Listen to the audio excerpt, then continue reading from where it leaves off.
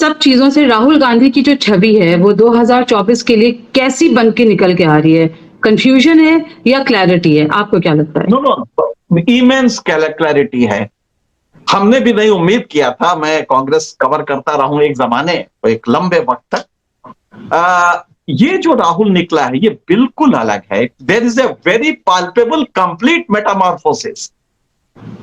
हम पहचान नहीं पा रहे हैं ये राहुल जो यात्रा वाला राहुल है या उसके एक साल पहले से मैं देख रहा हूं, ये राहुल बिल्कुल अलग है।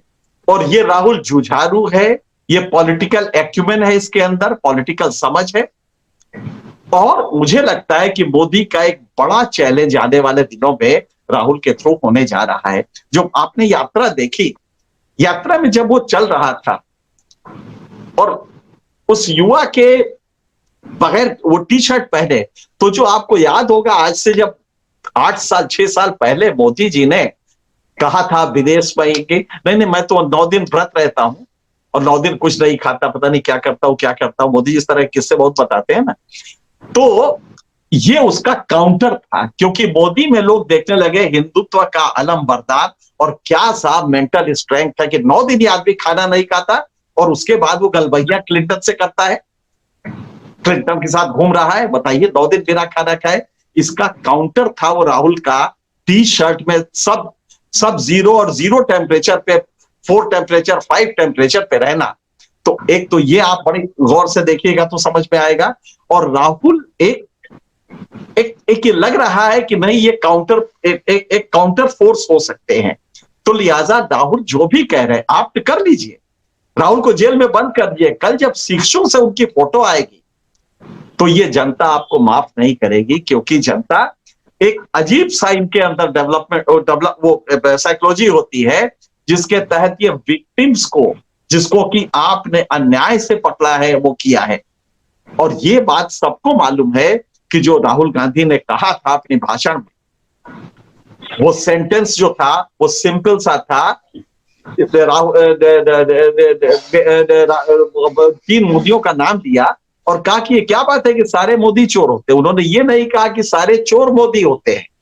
आप जानती हैं कि बीए में पहला जो लॉजिक का सब्जेक्ट होता है, तो पहला जो चैप्टर है उसमें S&P इसको कहते हैं, all cows are animals but all animals are not cows. तो हमने चोरों को मोदी कहा है, मोदी को, सभी मोदियों को चोर नहीं कहा है। ये सभी जानते हैं कि राहुल को सजा देना आप ये जो कर रहे हैं, अब आप उस फेज में आ गए हैं जिसमें आप कुछ भी करेंगे सत्ता के लिए। भारतीय जनमानस इसको एक्सेप्ट नहीं करता कि आप सत्ता, इंदिरा गांधी ने यही किया था और आपने देखा कि कैसे उखाड़ फेंका। तो मुझे लगता है वो मकाम अब धीरे धीरे आने जा रहा है। And there is in public perception, ये जो क्वालिटी ऑफ कलेक्टिव कॉन्शियसनेस होता है ये सडनली चेंज होता है। मैं साफ देख रहा हूं कि वो क्वालिटी ऑफ कलेक्टिव कॉन्शियसनेस अगर राहुल जेल में चले जाते हैं तो शायद ये बिल्कुल अचानक बदलेगा। मोदी को समझ में भी नहीं आएगा कि कब ये बदल गया। तो ये दांव उल्टा पड़ गया बीजेपी पर, आपका कहने का मतलब है?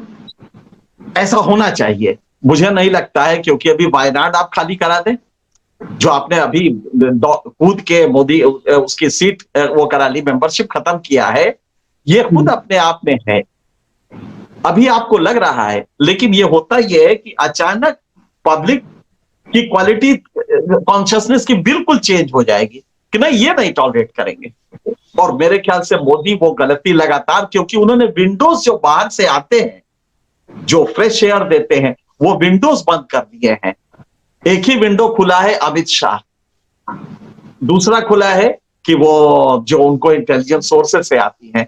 इन विंडो से कुछ होता नहीं है, आपको वो विंडो सारे खोलने पड़ेंगे, तब हकीकत पता लगेगी। मुझे साफ दिखाई दे रहा है कि आने वाले दिनों में ये क्वालिटी ऑफ कलेक्टिव कॉन्शियसनेस पूरे समाज की बिल्कुल डिफरेंट होगी। और तब मोदी को समझ में नहीं आएगा कि कब ये बदल गया है। मुमकिन है उसके बाद जो अपने शातिराना, कई बार होता है ना कि सरकार जब जाने लगती है तो सरकार ऐसी एक्ट्स करती है जैसे इंदिरा गांधी ने किया था। तो मुझे लगता है कि ये उस तरफ ना बढ़ जाए जब पब्लिक रिजेंटमेंट हो। और पब्लिक रिजेंटमेंट, क्योंकि आप जो डेवलपमेंट कर रहे हैं, मान लीजिए कर्नाटका में आप जो करते हैं, वोट इससे नहीं मिलते, वोट वो 5 साल के पूरे वर्क को देख के और एक परसेप्शन डेवलप करता है।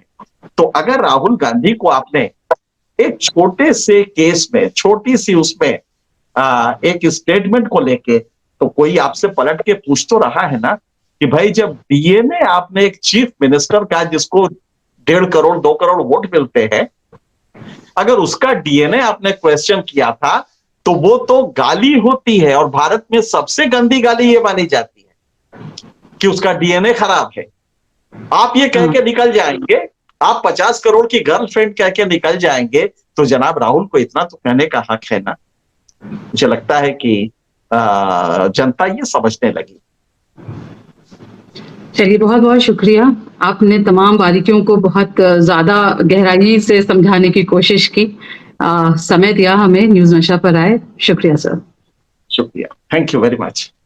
और आप हमसे जुड़े रहने के लिए सब्सक्राइब करें YouTube पर, फॉलो करें Twitter पर और लाइक करें Facebook पर। और ज्यादा जानकारी के लिए आपको टाइप करना होगा सिर्फ न्यूज नशा।